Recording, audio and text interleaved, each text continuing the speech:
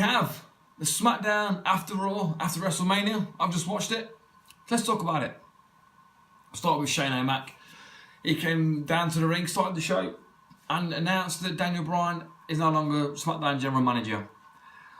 And the impression I got was that this is now a full-time wrestling Daniel Bryan going forward, which is fucking fantastic news. And Shane announced that Paige is a new SmackDown General Manager. Did not see this coming. Really happy with it. It's nice to see someone unexpected, who is generally liked and also respected as well.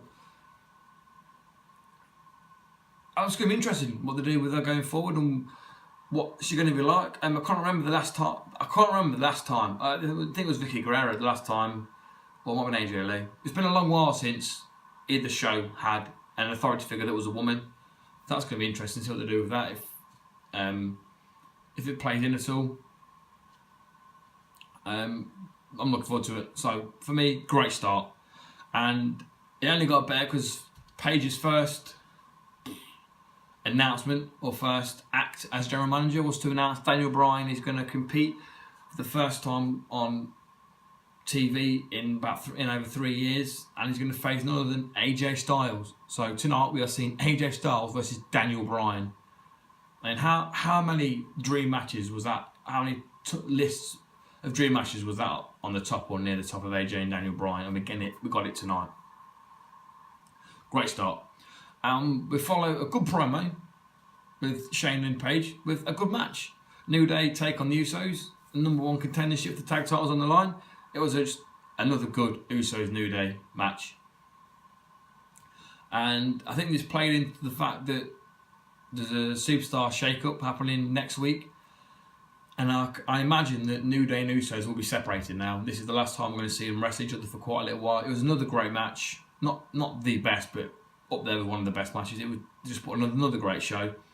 And Usos got the win. And the Bludgeon Brothers at the end of the match came down for a stare down.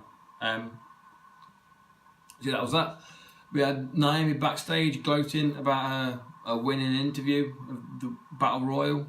And Natalya was there for a setup for a match. It was just nonsense. I didn't really enjoy it. It was shit. But anyway, moving past something that was shit, something that was fucking incredible. Nakamura's best promo he has done in WWE, including NXT, the best promo he's ever done. Renee asked him what happened, why he did what he did, and Nakamura responded that it was because he got emotional, which is obviously a callback to the build-up to the feud where Nakamura said that AJ is too emotional, that's why AJ is going to lose. And Nakamura said that he's emotional and that he was really sorry, and it was the most... Oh, what's the fucking word? God damn it! Disingenuous apology I've ever heard in my entire life. I've never heard someone say sorry, never and mean it not mean it as much as when Nakamura said it. And when Nakamura said it, when he said it, he gave Renee a little wink, and Renee said you don't sound very disingenuous. Can you give us the real reason why he did what he did? And Nakamura responded with the line of, "Sorry, no speaking the English." It was fucking incredible, and it was just brilliant. It just oozed charisma, and I think here Nakamura is going to be fucking brilliant. He's going to be captivating to watch. Next we have the Naomi Natalya match. Naomi won. It was nonsense. It wasn't nonsense, shall I say? It was just fine. It was just there, I suppose. Next we had Charlotte celebrating her victory at WrestleMania. She also put over Asuka and said that Asuka pushed her to new limits and all that good stuff. And she was interrupted by the Iconic Duo. So happy to see them on the main roster. Really, really like both of these. They work so well together. And they come down to the ring and just rip the piss out of Charlotte. The crowd were loving it. And then the Iconic Duo give Charlotte a beating the living snot out of her. And as soon as the beating was over, Charlotte took a couple of nasty bumps on the outside as well. As soon as the beating was over, as the refs that had come down to separate them, as the iconic duo had walked up to the top of the ramp, the refs were midway through. Carmella's music plays, and Carmella comes down to the ring, grabs the ref on the way, gets in the ring. And usually when women are acting that hysterical and screaming, it does my head in. But this time I completely understand Carmella, because the ref was acting like he'd never seen a Money in the Bank contract before, or he didn't know what to do with it, because Carmella handed it to him and he was just, are you sure? Like, are you sure you want to cash this in? You know, are you sure you want? And Carmella's like, fucking obviously I do. Cash it in, ring the bell. It was very frustrating to watch. But it was cashed in. Carmella won with some kind of super kick variation, I suppose. And 1, 2, 3, Carmella's new champion. The only thing I say about this is the fact that the kick Carmella gave to Charlotte was fucking dreadful. The angle, it was the contact was, there was no contact at all. They replayed it in a couple of angles, and it didn't look particularly good from any angle. That's the only downside, I suppose. But Carmella's, SmackDown Women's Champion, and she gloated in the ring. She got out of the ring, paraded around the ring, gloating, got back in the ring to do some more gloating. It was brilliant. Fair play to everyone involved here. I think this is a clever way of bringing Charlotte back down the peg a little bit, so she doesn't, elevate too high after, beating Asuka at Mania. This brings her back down a little bit. So yeah, enjoyed it all round. Next we had a triple threat for the US title normal contendership. Rusev took on Rude and Orton, and match was alright. It wasn't spectacular, it was okay.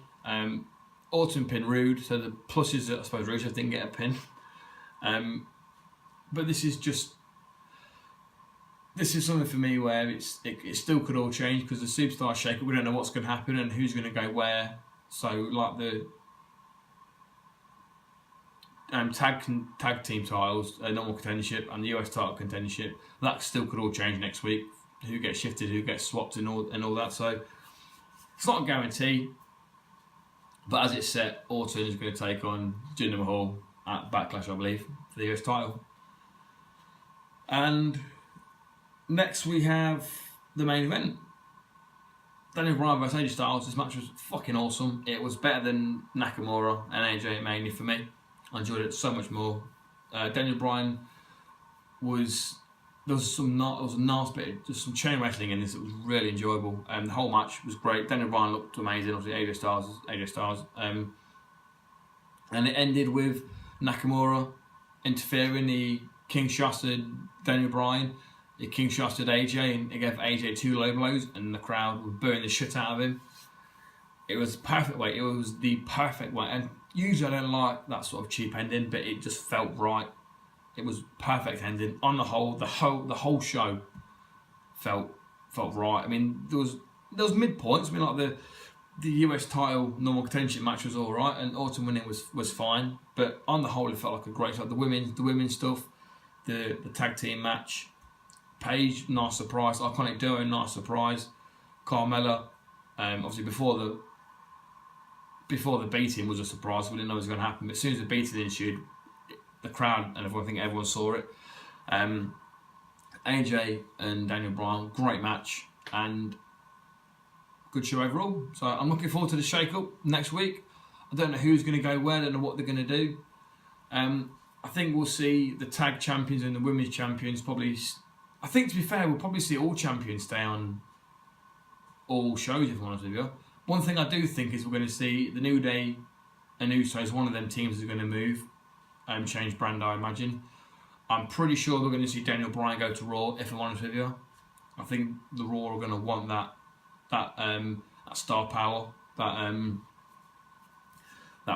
that factor is going to make the fans, I forget what the word is, that draw, sorry, that's what I'm trying to say.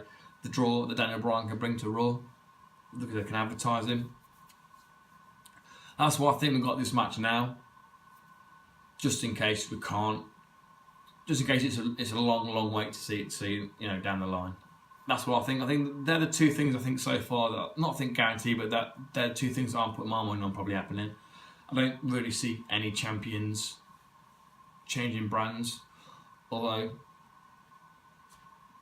yeah, I don't see any champions saying changing brands really. I mean, the only ones that make sense that make sense really will be the mid card, but there's no reason for any champions to really change brands for me. Yeah, looking forward to the shake up. SmackDown was good, Raw was good, and it's capped off a good week of wrestling. So, let me know what you thought of SmackDown. Let me know in the comments. Like, subscribe, and all that business. You know how YouTube works. Hope you enjoyed the show. Goodbye.